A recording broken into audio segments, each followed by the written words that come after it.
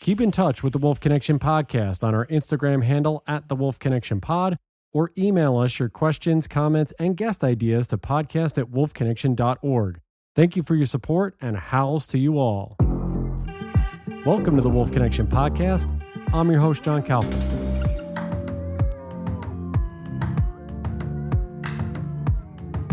So, kind of an achievement, I think, for Stephen and I is that this is the last member of the board for Rocky Mountain Wolf Project. We have interviewed every single solitary individual except, well, after today, we have got the co-founder and the strategic advisor for Rocky Mountain Wolf Project, but he's also the co-founder and the president of the Rocky Mountain Wolf Action Fund, which started the campaign to get the wolves on the ballot and ultimately get them reintroduced to Colorado. He's Rob Edward. Rob, it's a pleasure to meet you finally through back and forth.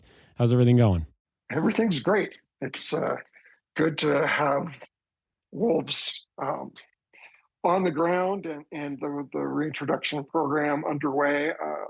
Obviously, that's going to be a iterative endeavor over the next several years with multiple releases to get us enough wolves to really jumpstart the population. But we're very excited about that. What just was your feeling, or what were the emotions that went through? Because you were saying, I think you were at the last, I think there were 3 releases and I believe 10 wolves total, but you were at the last one. But just what was that like for you as a culmination of all the effort that yourself, Rocky Mountain Wolf Project, all the people involved, Mike Phillips, everybody who's been involved all the way from the beginning to ultimately see those wolves come out of those cages and into Colorado? Well, quite honestly, I'm still processing it. Even if my wife and I hadn't been able to go to one of the releases that week, I think we would be humbled and amazed that we have reached this point. But the experience of being on the ground when they opened those crate doors was something that I won't ever forget. I don't even think if I get dementia will I lose that. There were so many things going on in those few minutes. One of the first things that both my wife and I noticed was the scent of a very warm scent of these wolves in their transport crates. Unmistakable smell, not like anything I've ever smelled. I've been to wolf sanctuaries and been up and close and personal with captive wolves before. These wolves just smelled different. Now, who knows what that was? But whether it was stress pheromones that they'd sweated out or whatever, but it was something that will stick with us. And then just how even once the crate doors open, it took them a few beats, each of them, to decide to push their nose out. And once their nose was out, then they were gone into the darkness. We got a flash of fur and that was it. But what it meant to my wife and I know my colleagues with the Rocky Mountain Wolf Project all feel how monumental this is for state to have the voters determine that the right thing to do is to put back the pieces that were taken away, and that is something that, I don't think a lot of people really get the chance to do something in their lives that even has the possibility of having such a huge impact. And, I'm only here by the grace of my dogged determination to not let go of it. I came to Colorado in late 1994 um, to join a little group based out of Boulder that was solely focused on restoring wolves to Colorado. They're called Sinapu, and worked with Sinapu um, for 15 some odd years. At some point, we merged with Wild Earth Guardians out of Santa Fe. I worked with them for a couple of years, and then I moved to the corporate world. But I'd been doing a lot of wolf work along the way, and so I wasn't going to let that go just because I moved to the corporate world. And Mike Phillips and I stayed in touch, and ultimately decided that this wasn't going to happen if we didn't have the voters get involved. So we're all very proud of that. Just in like a very practical, logistical sense, what did the day of release look like? Or was it simply putting crates in a vehicle and opening crates? I mean, is that the extent of it, or are there things maybe we wouldn't think about that happened that day, or what did it look like from the moment you got up to the moment crates were open? Well, for us, for the small group of people who were invited that day, it was very uneventful up until the moment that we caught up with the CPW folks and went to the release site. We spent time waiting around most of the afternoon. They were a couple of hours delayed getting these two wolves in from Oregon, but once they got them into the Eagle Airport, then they had to transport them by vehicle to the release site, which was still another hour and a half away. So we were waiting very near the release site in coffee shop, so it wasn't any big deal. But it was pretty boring until then, just hanging out and talking and trying to keep our jitters at bay. So you mentioned it quickly before, but something that we hear a lot, well, not personally, something we see a lot, I should say, in the form of comments, is that this method of voting for scientific initiatives is not advantageous because, what someone might say is that voters don't know the right thing to do. And someone who says ballot box science is just not something we should be comfortable with. I mean, how do you feel about that statement? Would you support this kind of method going forward in other contexts, or was this appropriate for this specific thing? Well, it certainly was appropriate for this specific thing, but I would support other endeavors that would be brought before the voters if there is solid science behind the argument that it should be done this way. And there is a very well-documented history of due diligence on the part of the advocates to try to get it done through the normal channels. Mm-hmm. And that is what I did for nearly 28 years before we decided we were going to go to the ballot. Mm-hmm. I worked Wow. with pushing the Fish and Wildlife Service. We litigated the Park Service. I worked with Colorado Parks and Wildlife on the first wolf working group, which ultimately did not result in a decision to actually move forward with reintroduction, but came up with a fairly progressive statement, given that it was drafted by ranchers and hunters and environmentalists together. But ultimately, I never had any illusions that the Colorado Parks and Wildlife Commission would ever stick their neck out and vote to restore wolves. And so the idea that because it was put on the ballot, it's political and shouldn't have been done that way, comes up against the reality that it was political that wolves were eradicated in the early 1900s.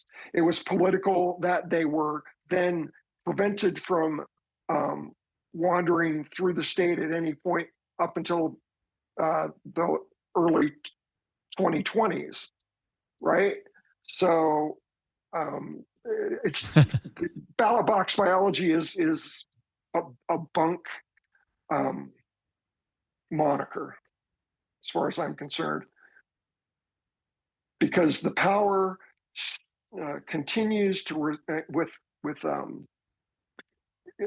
fish and game commissions throughout the West, throughout the country, continues to reside in the hands of a very small set of special interests, usually agriculture and sport killing of big game animals. And even though the interests in protecting wildlife are everybody's interest, the fish and game commissions are still consider themselves beholden to those small subset of special interests. So this was the only way it was going to get done, and we're very proud that we did it this way. We have no apologies. Yeah, and I think, in your opinion, you think that's something that's lost on individuals or groups who maybe are firing back at the way it was done? Because like Stephen and I have, like I said, prefacing, I think the first question or the intro to this episode is we have spoken with every member of Rocky Mountain Wolf Project. We have spoken to Wolves of the Rockies, and it really, the amount of due diligence that has been done to really have all sides of this equation being heard, have a seat at the table, going through coexistence measures, which obviously we'll dive into at some point. Mm-hmm. Just the fact that there's a license plate that you can purchase that will go towards coexistence measures. So is it simply, and again, it's probably a rhetorical question, I probably know the answer, but we haven't spoken to you, but is it simply just the political angles or just the way that people feel about predators in general and why they're kicking back at reintroducing gray wolves? I'm sure it could be said the same because grizzly bears are coming up, and that's another issue that's coming to the forefront, in that they just have their own perception of the reasoning why they shouldn't be there, and that this was pushed through in a way that isn't logical in their assumption. Mm-hmm. I'm not sure what informs, the thinking of some of these folks. I know that if you were to get an honest answer out of many of them, when pushed, they would say, I know you didn't have any other choice but to do this. But this is a political game, and we've chosen our side, and this is how it's played. But here's my answer to that. We won. Wolves won. It's time now to look forward and figure out what it means to live with wolves on the landscape again.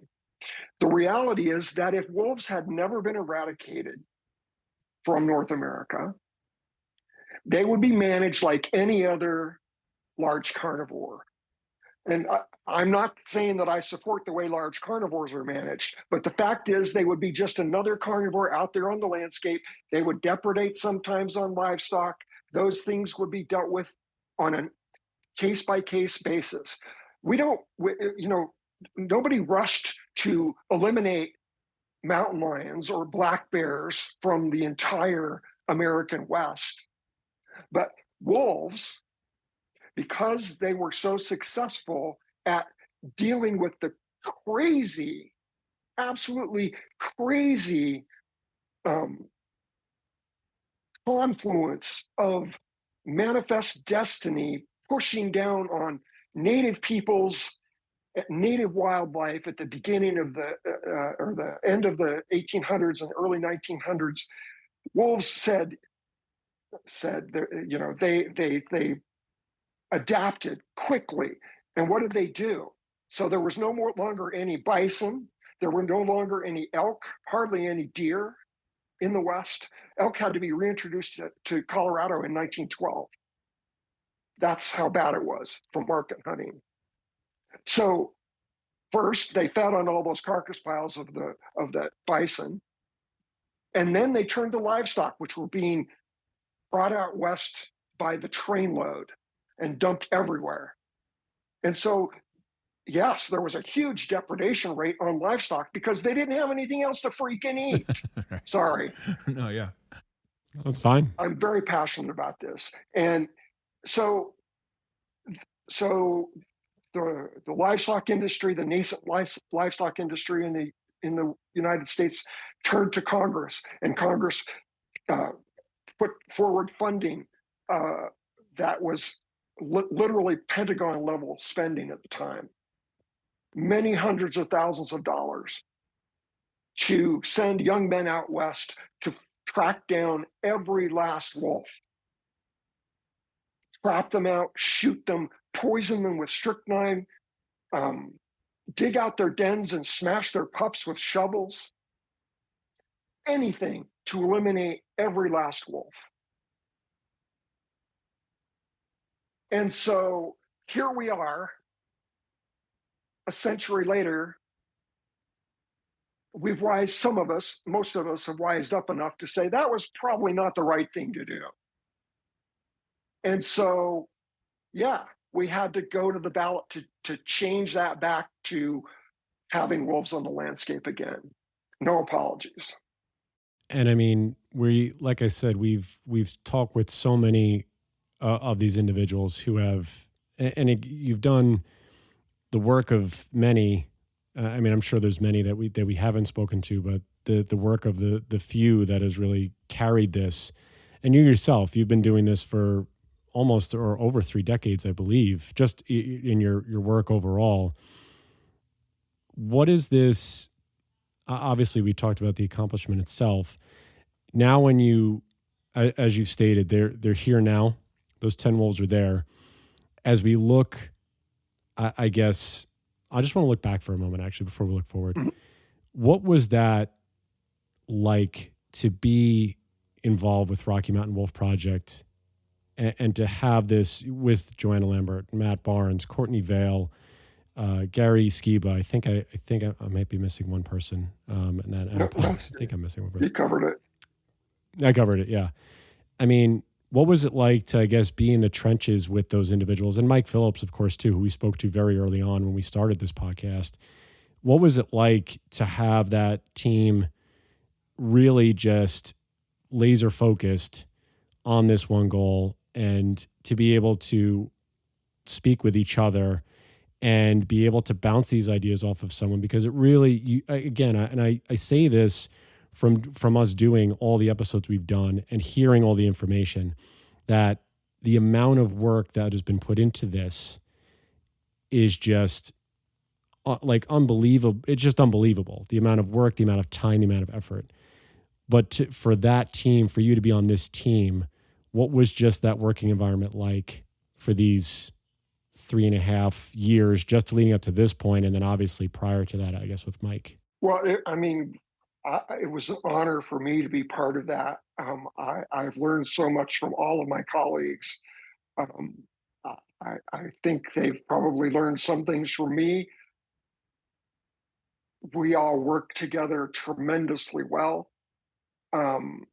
Most of us, especially some of the male of our species who are part of this little group, are fairly large presences in the ego realm. And I'm counting myself amongst those.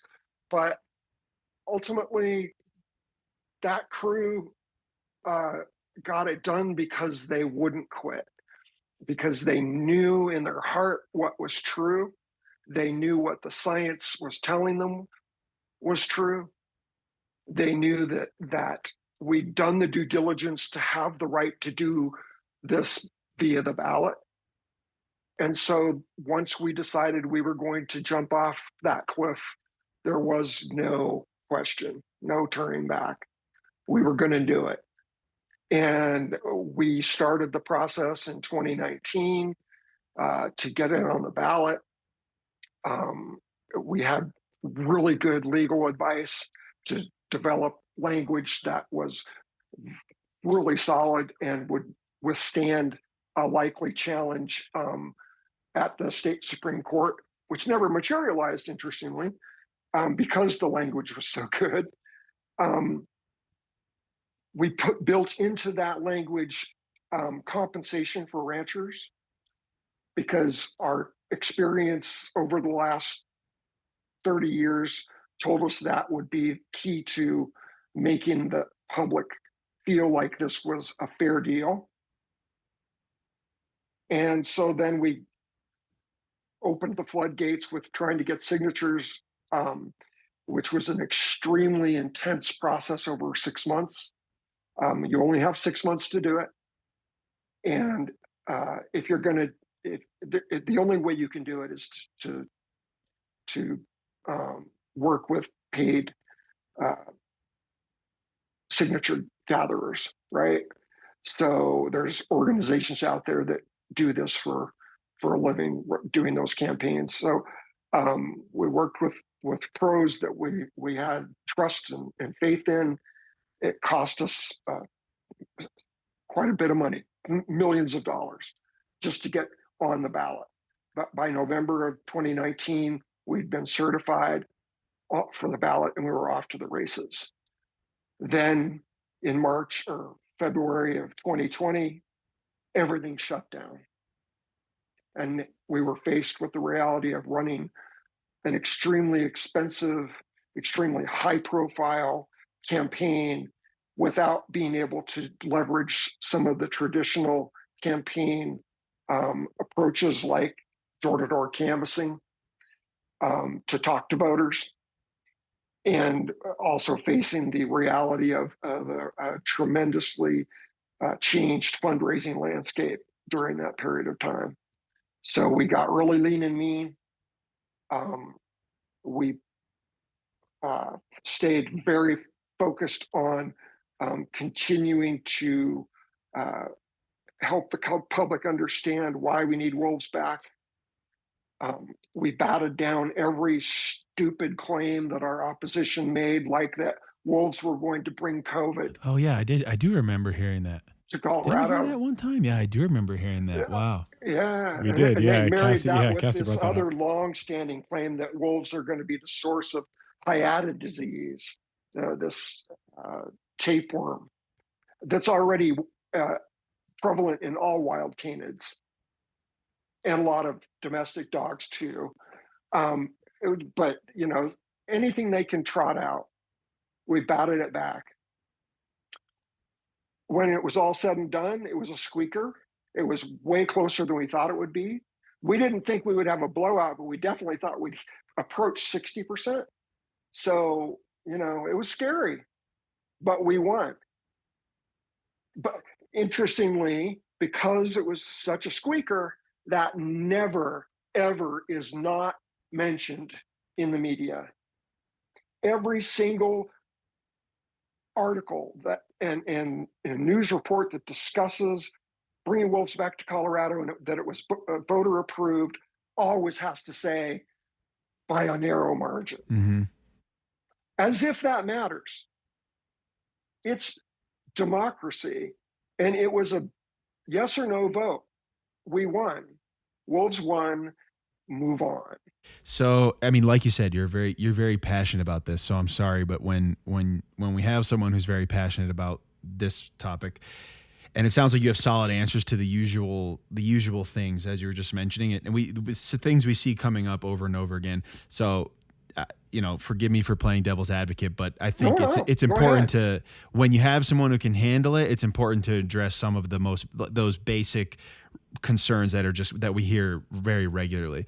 So, and you kind of were touching on it there. So how do you feel about this sentiment that, and I'm sure you've heard this before, but essentially that one of the issues with this, the ballot box situation is essentially that the Front Range is voting for this initiative. Most of them will never encounter a wolf or have to respond to the consequences of reintroduction, and that isn't a fair deal. How do you respond to that comment? As I'm sure it has come up for you. It definitely has for us.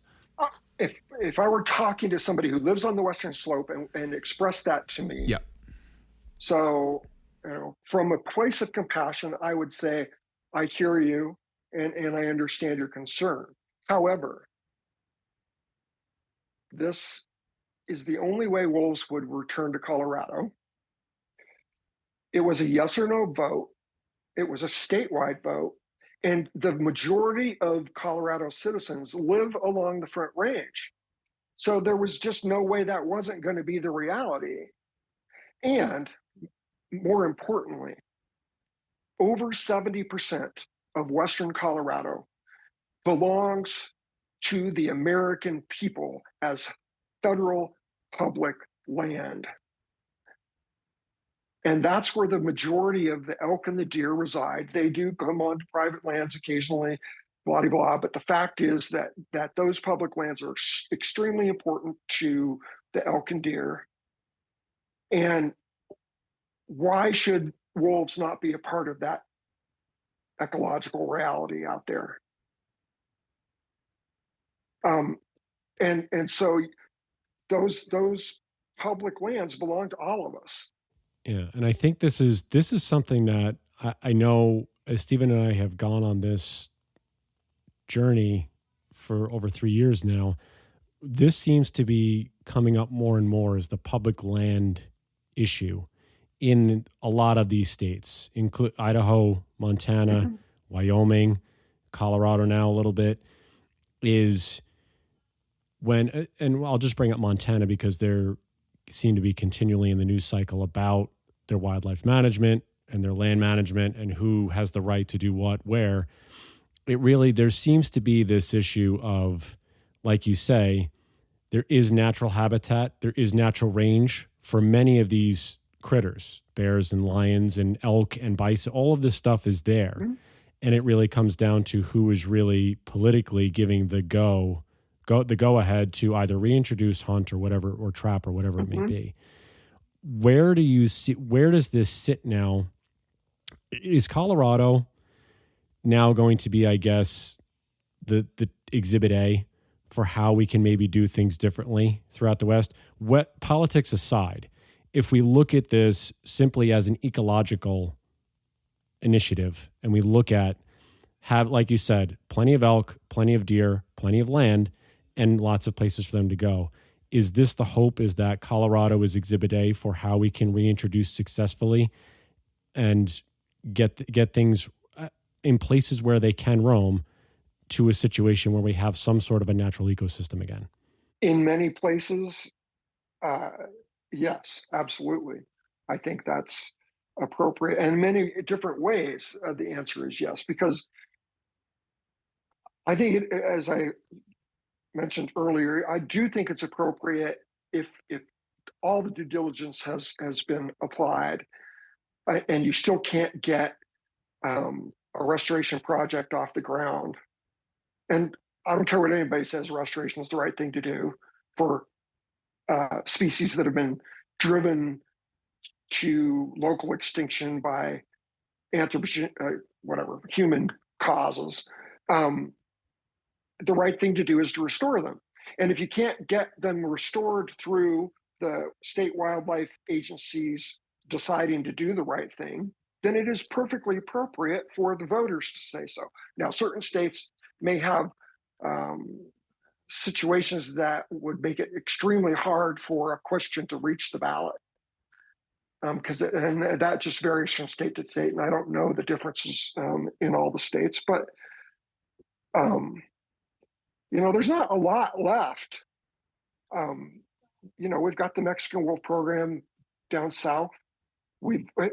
Wolves that started in the Northern Rockies reintroduction, their diaspora now include Northern California as part of their range. You guys got wolves before Colorado did. That blew my mind. True. Yeah. Blew my mind. But it also served during the campaign as something that I continued to bring up. The fact is, Southern Wyoming is a death trap for wolves. There's very few that ever make it through.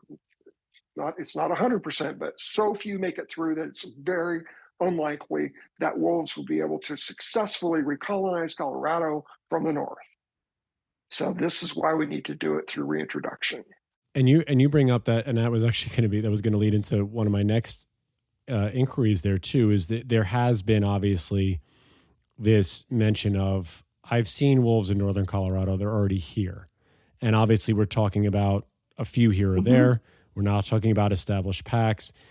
people or groups are saying that they will come naturally. They've made it through Wyoming, but as you just mentioned, and as we have noticed through investigative reporting, through doing this podcast for long enough, understanding that Wyoming, I believe, is 85% a predator zone, or 80%, whatever it is.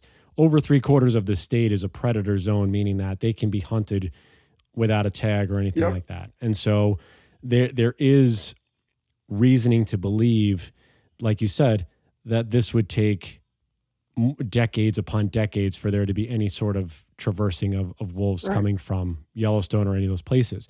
And I'm sure you gave the argument, but is there anything specific or a couple of specific things that you point to when you come across that answer or that question from someone is saying they were already here, they'll get here naturally, why push the reintroduction? What's the answer for that about the borders? And if I can too, just talk about Utah also. I think Utah has they have a strict no wolf policy, or it's very dicey one way or the other. So how does that get dealt with there? I can't really speak to Utah's current situation. In fact, I'm not even sure. Things have changed back and forth so many times on where wolves are listed and where they are. I know they're not. Oh yeah, I know. Northern Rockies. I think there's a part of northern Utah where they are also not listed, but they're listed as endangered through the rest of the state. But to anybody who says they were already here, why did you have to go to the ballot and get a reintroduction program underway? The fact is, there was no evidence of more than one wolf traveling together until we were already well underway with gathering signatures. There was no public evidence. And you know what?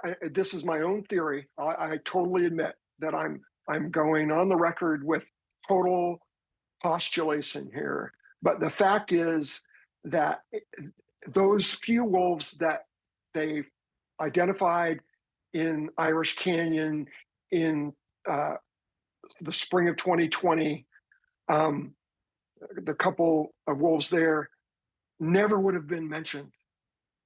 They would have been quietly dealt with had we not been going to the ballot. And the same would have been true for those wolves that showed up in North Park later.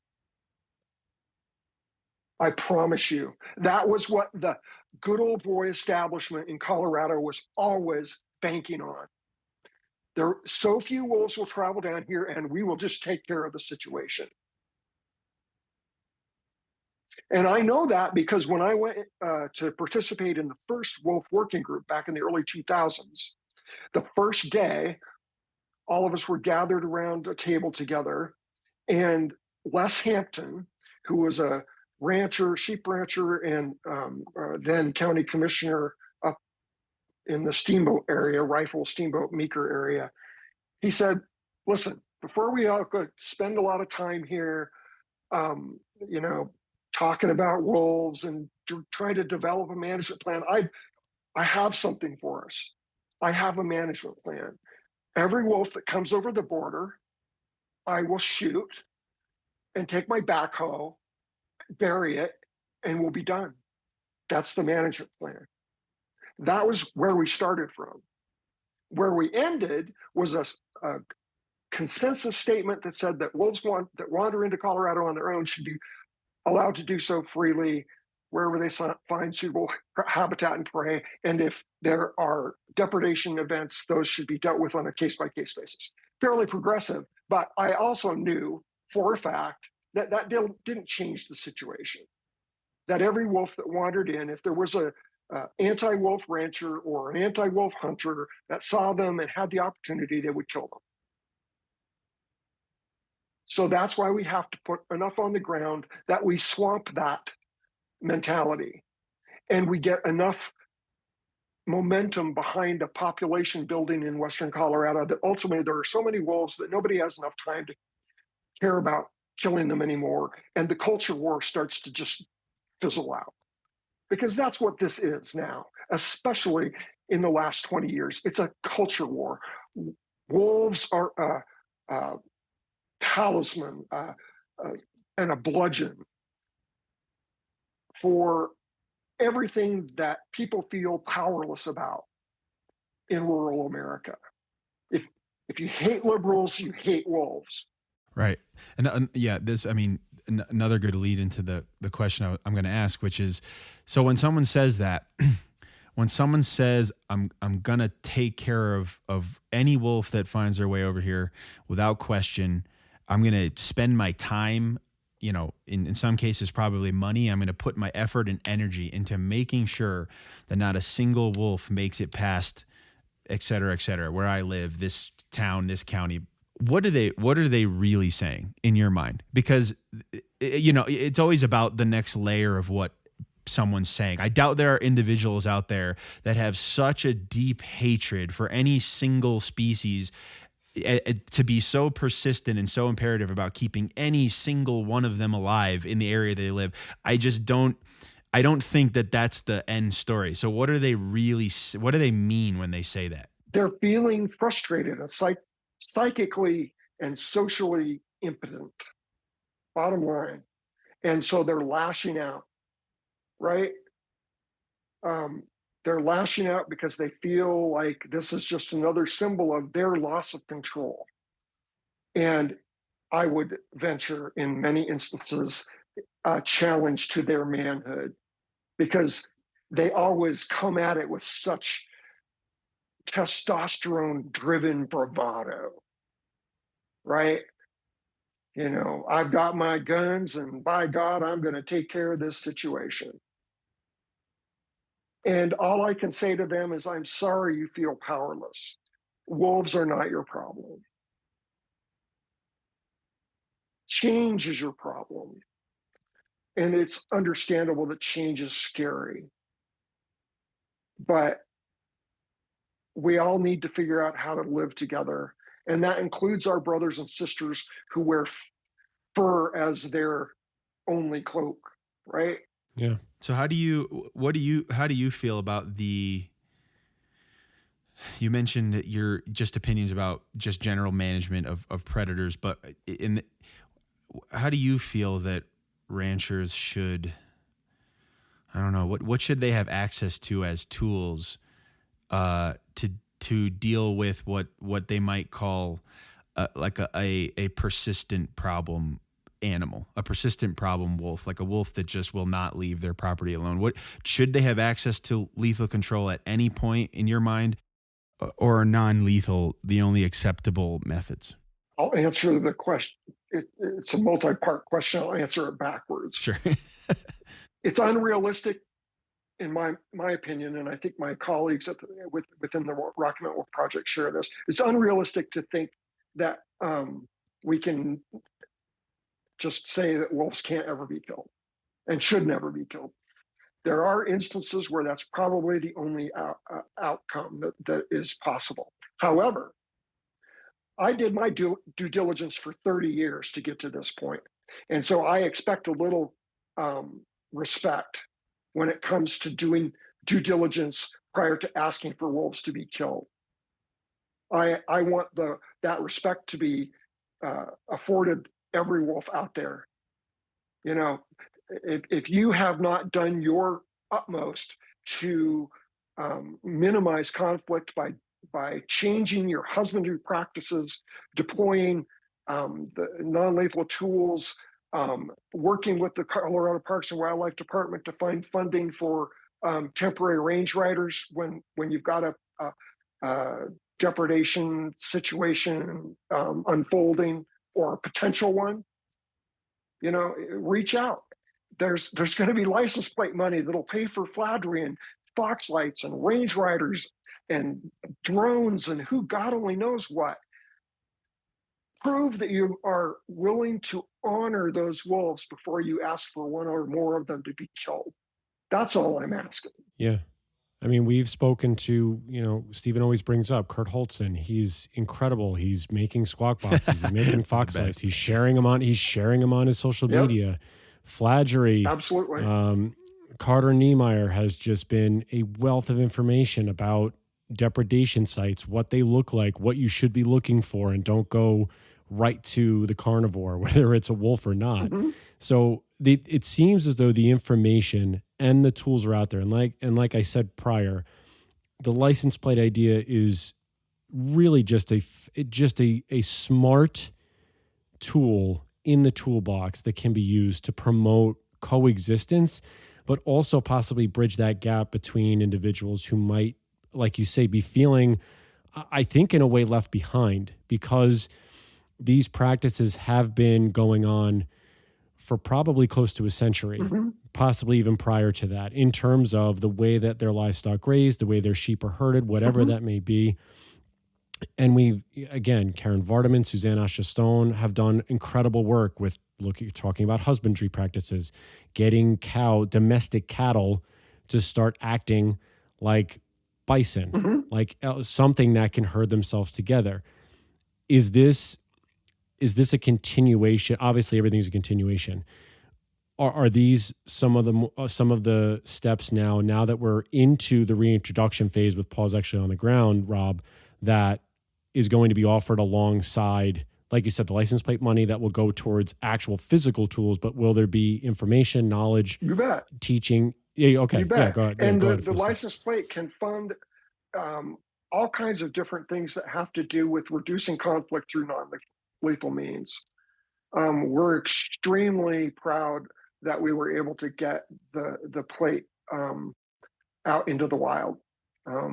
And we have high hopes for it providing really significant money to help make Colorado an absolute excellent case study for how to do things with respect for wild nature.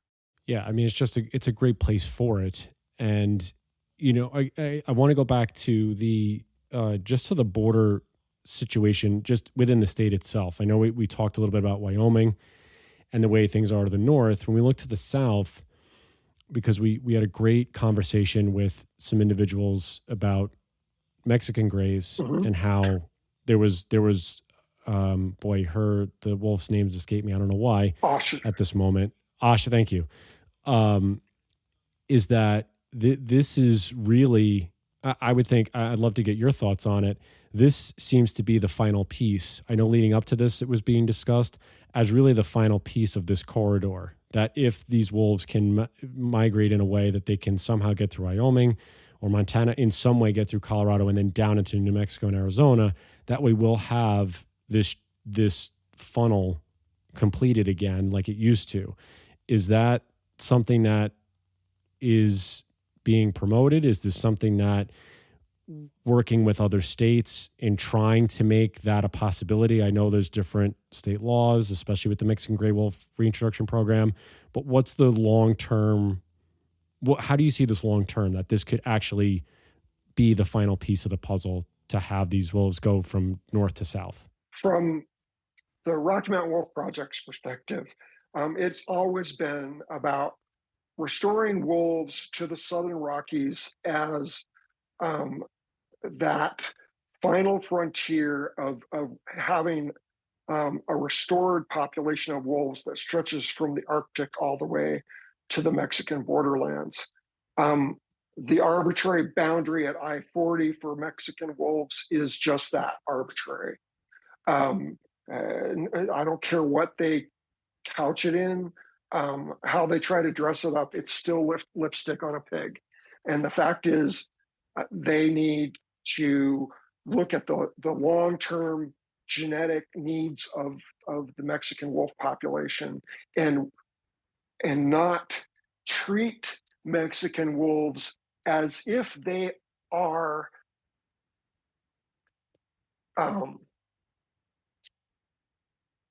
this fragile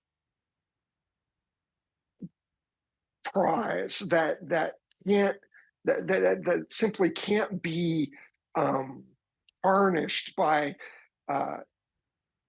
crossbreeding with their northern neighbors.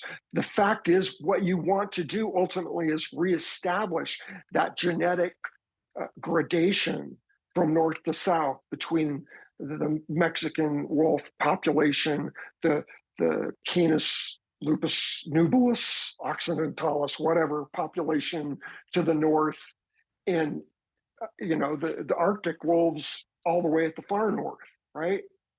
You want that genetic material exchanged because that's what keeps the gene pool healthy in the long term. And ultimately, that's what's going to make sure that wolves are here once the Anthropocene comes crashing to an end.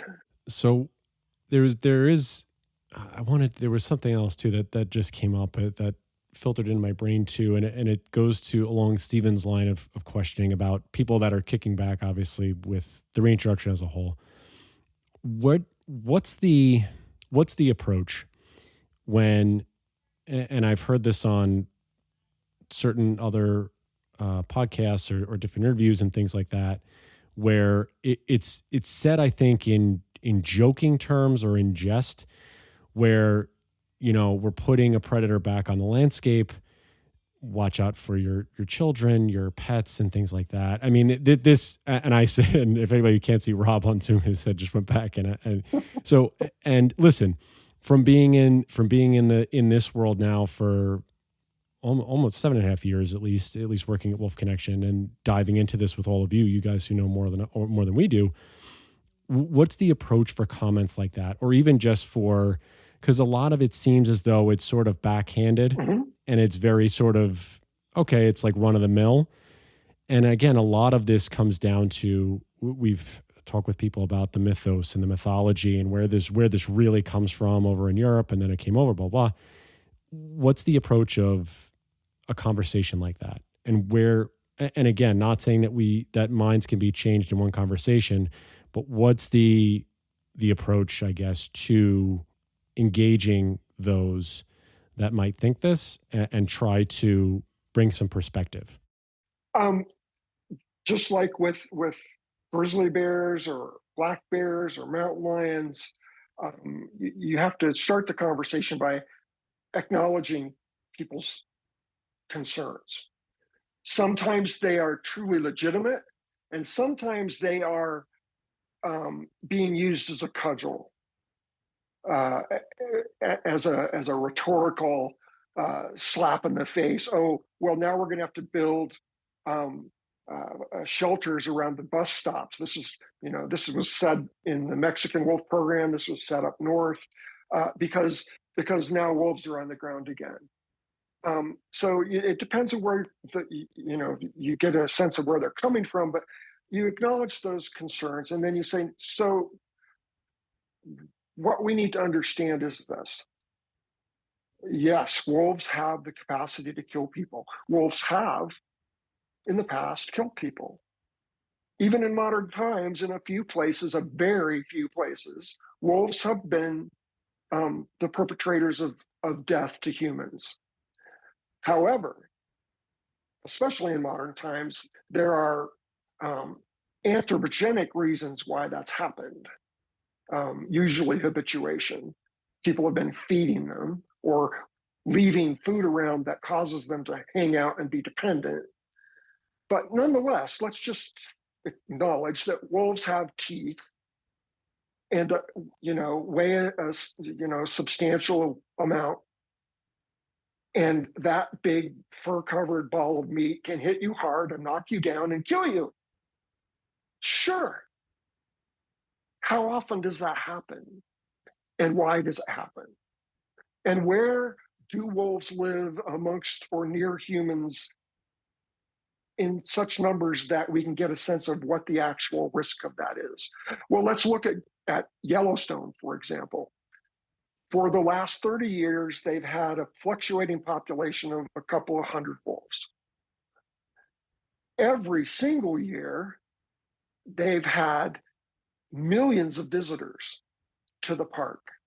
Many of those visitors go into the backcountry, and nary a one of them has been killed by a wolf.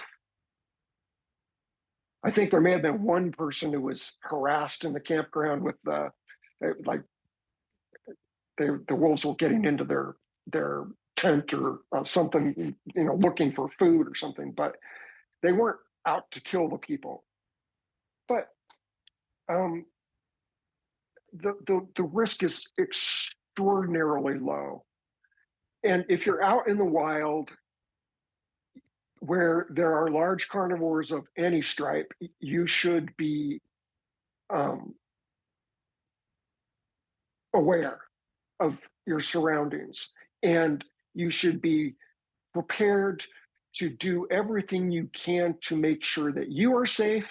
And I believe this is a transactional opportunity for you to make sure that that large carnivore is safe. That's why you don't go into the backcountry, especially in grizzly country, but really anywhere that bears are, without bear spray. Because if you get hurt or killed by a bear, the humans are going to come looking for that bear and probably kill that bear. And if it's a mother bear, the cubs are going to get put into a zoo or killed. So have some respect, right? And I think that was something that when we were in Aspen, and I know two of your colleagues, Joanna Lambert and Matt Barnes, were there when we did this panel, which, and to be fair, Colorado Parks and Wildlife did a great job of really just being blunt about stuff like this. When you are, like you say, in a backcountry, on a trail, whatever it is, be aware of your surroundings, be aware of where your pet, mostly dogs, I don't think people are bringing their cats out there, but who knows, but really being aware of the surroundings and understanding the lay of the land and what could feasibly be in your path. I know Stephen has told me multiple times when he goes hiking up at high elevation, I mean, he is extraordinarily careful and prepared for any situation. And I mean, that's the way I think everybody has to be aware of that. And that's well said, Rob, that's the case. But the flip side of that is also that if you can take a beat and breathe about it, if you're out in the wild, it is so amazing that now in parts of Western Colorado and the rest of the Northern Rockies, that you can be in the backcountry and there may be a grizzly bear 20 yards away from you that you don't even know about because it's in a daybed and you're walking by.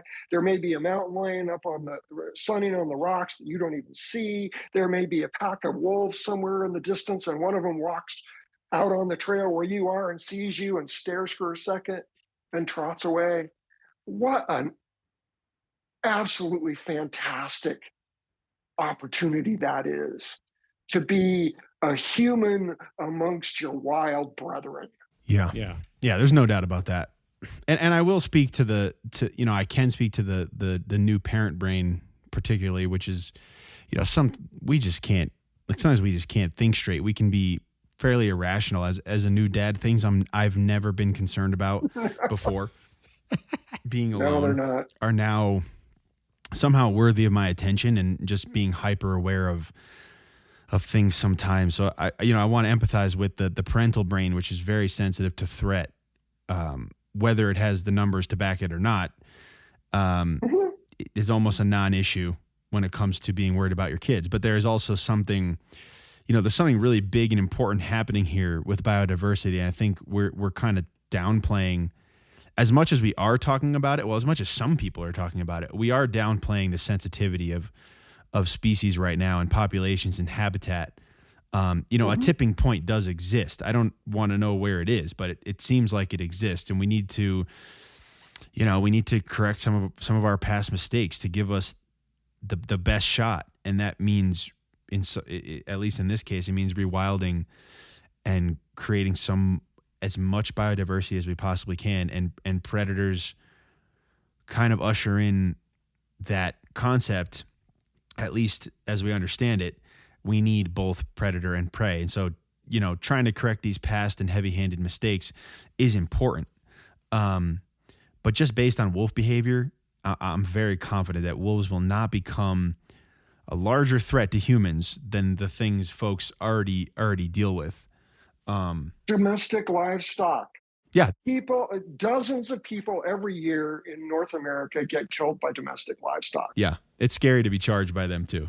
That's the most scared I've been by an Right. animal in the woods. And that's not an anti-rancher statement. No. That's just simply, let's It's fact. understand No, the fact. relative risk of things. You know, you have more to fear from your own. This is a sad statement. I'm going to say it anyway. Your own neighbor, or Dog, your yeah. own neighbor's crazy dog may be a much bigger predator to you than anything out in the wild. So try to get focused on what's real. Understand that your lizard brain may not always let you be in that place of peace, but work to get back there whenever you can. Yeah. Well, and I have friends at Mission Wolf that worked there for years who had situations where suddenly they were being challenged by the wolves on the property, basically like for hierarchical dominance, right?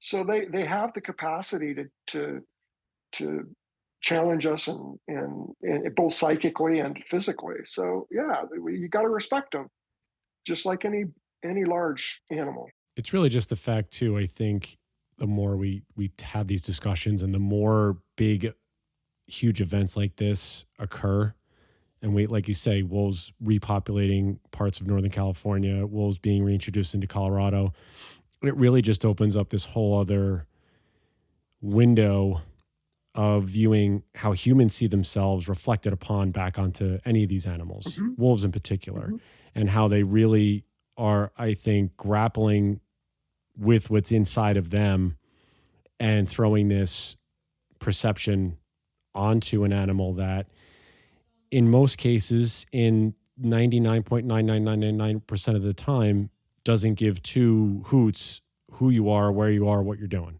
And I think that is something I think if we ever can get to a point, whether that's in my lifetime or not, I have no idea, but to understand that we have probably bigger issues, meaning concerning the human population as opposed to concerning with a wild being that, boy, all it really wants to do is raise a family, find some food, and live its life as well as it can for the 4 to 6 years on average that a wolf does.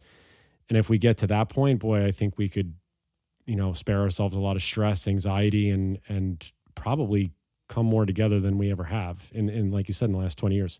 Amen to that. Yep. So now that it's here, and obviously we have a couple, I think there's 2 more years, Rob, of reintroduction that's going to happen in terms of it, depending upon a population size, correct? In terms of relocation. Okay. What is your role now going forward with Rocky Mountain Wolf? I'm sure it's the same. I'm just wondering, like, now that Paws are on the ground, where do you go from here for your role, for your job, for the organization in terms of this reintroduction now in Colorado, now that it's officially happened? We are very focused on the future. And, the first step right out of the gate after the ballot initiative was successful was to ensure that we had a management plan that was as progressive as humanly possible. We got there. It's not perfect, but it's way better than anything else in the West. And it can be improved over time. So it's not just written in stone. And then we started working on getting the license plate off the ground. Now that that's a reality, and we'll be on vehicles throughout Colorado very soon. I've already ordered mine. It'll come in the mail sometime in the next couple of weeks, and that will start selling itself organically because it's a really cool license plate. Our focus is going to be on continuing to tell the truth about wolves, continuing to respectfully push back against the anti-wolf rhetoric that the livestock industry continues to push with their PR machine. They're very successful at it. They're not going to let this culture war die in the next 2 years, but ultimately it's probably going to get pretty tiring for them. And we're not going away. So we'll continue to answer those kinds of calls. But really, the most important work the Rocky Mountain Wolf Project is going to do now is out on the ground with livestock producers, helping them adapt to a world with wolves. And there's more and more of those ranchers who are saying, okay, let's figure it out. It's different. Colorado has done this very differently already by having voted for it, but also by putting in a compensation program that is ridiculously generous. If there's depredation, they can get up to $15,000 for the loss, plus maybe even another $15,000 for veterinary bills and other things. They're going to be okay economically. And then we get the license plate underway. This is also the state providing money to livestock producers to help adapt to wolves. So we're doing that in an extremely different fashion than our northern neighbors did. And I'm very proud of that. And the Rocky Mountain Wolf Project will be at the vanguard of that. Matt Barnes and Courtney, in particular, are out there all the time doing the real work. And so I'm just totally proud to be a part of that. I'm more of the political and social media machine behind this. There may come a time when my wife and I can actually spare enough time, maybe once we've retired, to go out and do some of the work that Matt and Courtney are doing. But for right now, there are the face on the ground, working with ranchers to get the non-lethal part of the program underway and to spread the gospel. So, I mean, as we always say, everyone always says it, this is really a game of tolerance more than biology. How's Colorado doing on just tolerance in comparison to other Western states that have done releases like this before, Montana, et cetera? And what are some ways that they can even do better than other states? Well, so it depends on where you stick your litmus paper in.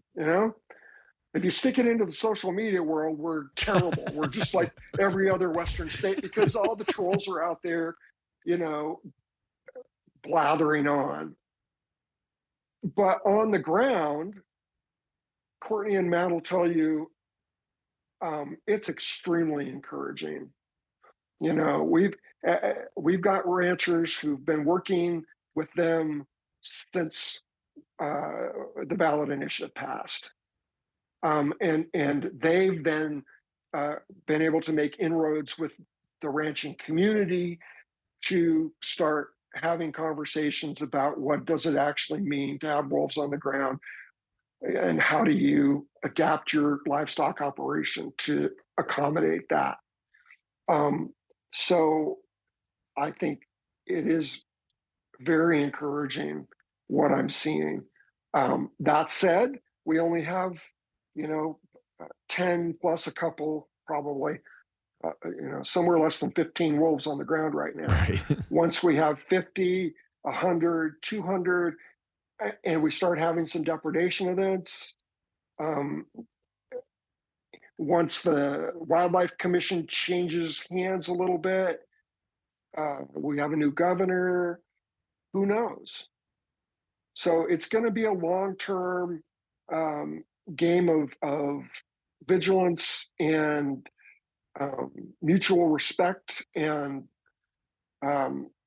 it's never going to be a cakewalk. But the game in Colorado is all about learning to coexist, and I think that's very different than any other state. I was going to ask my last question, but then another one came up as usual. This will be my last devil's advocate question, just because You mentioned it there. So another concern I'm seeing a lot lately is this idea that these particular wolves have come from areas of Oregon where it's likely they have already been involved in depredation incidents with cattle. Why or why not should this be a concern? Is this meaningful in your mind at all? We would have loved to have found source populations of wolves that had no exposure to livestock, or at least no depredation history at all. However, our choices were dramatically limited by Wyoming, Idaho, and Montana saying that they would not provide any source wolves. So in Oregon, nearly every wolf pack has some history with livestock. That said, all of the wolves that CPW chose were from packs that do not have a recent history of depredation or chronic depredation. Some of them may have been in packs that had depredation events in the past, but these are not wolves that have grown up being livestock killers. That's one point. It's a tempest in a teapot. Of course, they seized onto it, and because the livestock industry has apparently hundreds of thousands of dollars to throw at a PR machine every year, rather than shifting that money to help ranchers adapt to wolves on the ground, they're going to spend their money on the culture war. And I'm calling bullshit on it. I'm sorry, but that's just flat out. All right? They seized on that. The fact is that those wolves then were brought to Colorado by some consummate professionals in the world of wildlife biology and placed in areas where we have winter elk range, and they knew there were elk in the area. And let's not forget the fact that Colorado has the largest elk population in North America, with nearly 300,000 head of elk and nearly 400,000 head of deer. This place is full of wild game for wolves to eat. So give them a chance. You know, yeah, there are ranches and livestock out throughout the Western Slope, but generally speaking, wolves tend to prefer wild prey if they can get it. They don't like to hang out around livestock operations because there's usually some human somewhere and they can smell it and hear it, right? But, you know, when we get more than 100 wolves, we're going to end up with some depredation. And that's just the reality of it. No, we never ran the campaign saying, oh, everything's going to be fine. Colorado will never have any depredation on livestock. We put it right in the language of the ballot initiative, right? There's going to be livestock depredation, so we're going to pay ranchers for lost livestock, period. Right out of the chute. But what other industry sends out a press release every time that a hailstorm happens and cracks the windshield of their paint contractor van or their semi trucks? Oh my God, lightning struck and a big chunk of pavement came up and hit my truck, right? Alert the media.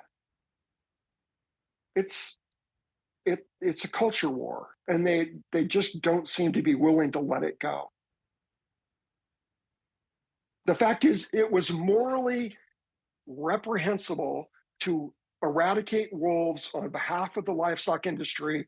In the first place, it is morally responsible to bring wolves back, and to argue that wolves should not be on the landscape remains morally reprehensible, period. Yeah.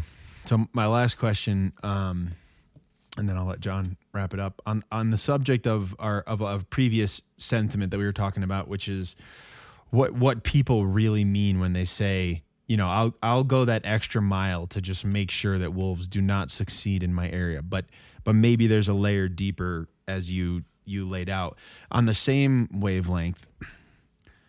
What do you mean beyond the first layer?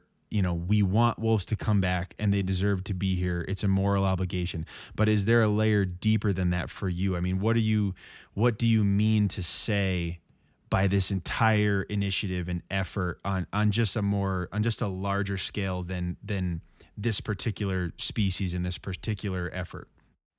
I raised in Southeast Idaho. I joined the Air Force, did my 4 years, went to college, that paid for college. And growing up in Southeast Idaho, of course, I, was fairly steeped in Western rural Republican values. But somehow, once I became a grown-ass man, I was able to start thinking for myself. And I started paying attention to things around me.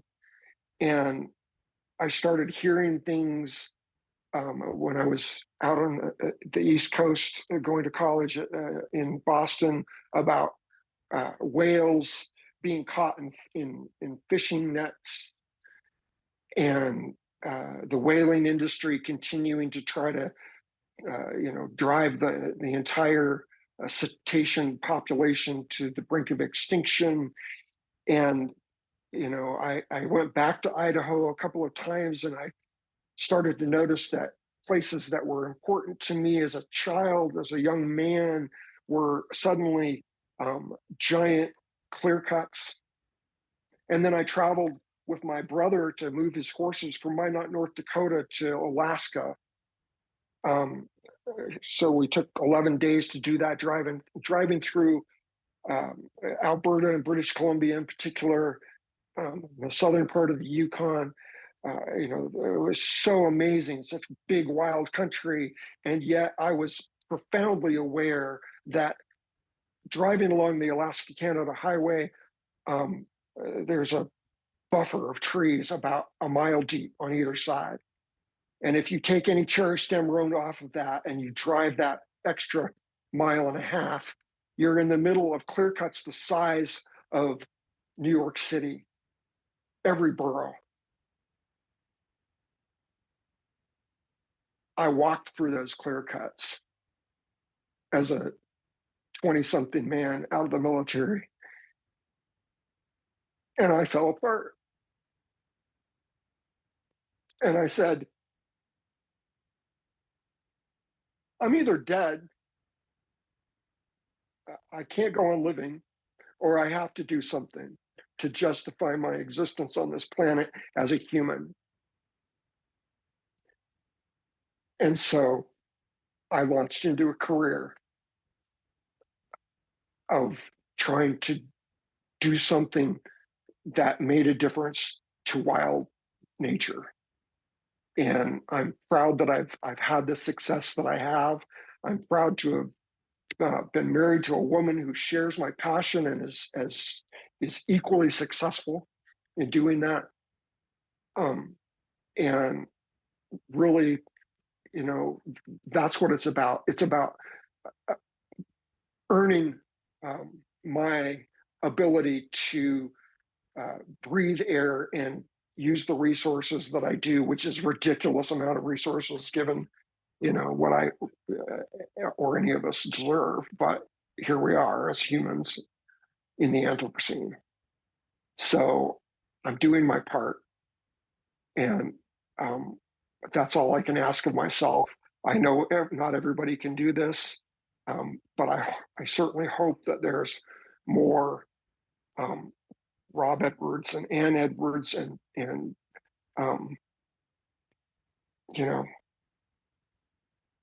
Greta Thunberg's out there, and guys like you, because that's what makes a difference. bearing witness to the Anthropocene and taking a stand as a warrior for the earth is all we can ask of ourselves. Wow. I mean,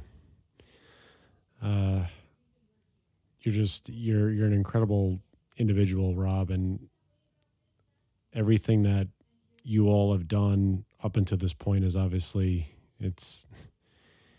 it can't go out without a thank you from us here, obviously, because it's vitally important that there are individuals like yourself, your wife, everybody in Rocky Mountain Wolf, everybody we've spoken to who continue to, like you say, fight for these wild places, this wildlife, because otherwise, like you say, what are we here doing other than just living? My final question for you is, when you hear the word wolf, what's the thing that comes to your mind? Wild. The first wild wolf I saw was on that first trip to Alaska, driving out one of those cherry stem roads in southern Yukon. And we encountered each other, and it ran off because it knew I was a human. But I was like, that's not a coyote. That's a wild wolf. And this is a wild place. So yeah, that's the word that comes to mind. Two things before I let you go. Obviously, or one thing. Obviously, everyone go to Rocky Mountain Wolf Project. Go to their website, follow them on social media. They do incredible work. They obviously keep everybody up to date what's going on in Colorado. And maybe for those of us who don't have the, I guess, privilege of living in that state, is there any way to get that license plate outside of Colorado? It's the question of the week since the plate came out. Yeah, we're working on it. I know there's companies out there, vendors who will do it. We need to make sure we navigate that carefully and don't do something that goes sideways with the Colorado Department of Revenue. But we own the design, so we should be able to do this. But we're just going to move carefully. But yeah, people are asking for whatever you would call it, a commemorative plate or a dummy plate or whatever. So yeah, we'll probably be producing enough of those that we can satisfy that need sometime soon. Yeah, that'd be awesome. And then you have it nationally, because then everybody, then you're going to have more money than you know what to do with, which would be great. That's would be awesome. Rob Edward, we can't thank you enough for everything you're doing, you've done, you're continuing to fight and do all the things you do for wolves and all these wild places. Just a very big privilege of ours to have you on here. Thank you so much for your time, really. Thank you, John. Thanks, Stephen. Thank you. I appreciate it. You guys do amazing work, and I really appreciate your taking hours and hours to interview all the folks who are part of making all this good stuff happen. Appreciate that. Thank you so much. Yeah. Just hang tight while we sign off. How's to you all out there, and we'll be with you next time, everybody. Bye-bye. Looking for more information about Wolf Connection or the podcast? Please visit our website at wolfconnection.org, where you can donate, sponsor a wolf, or become a volunteer.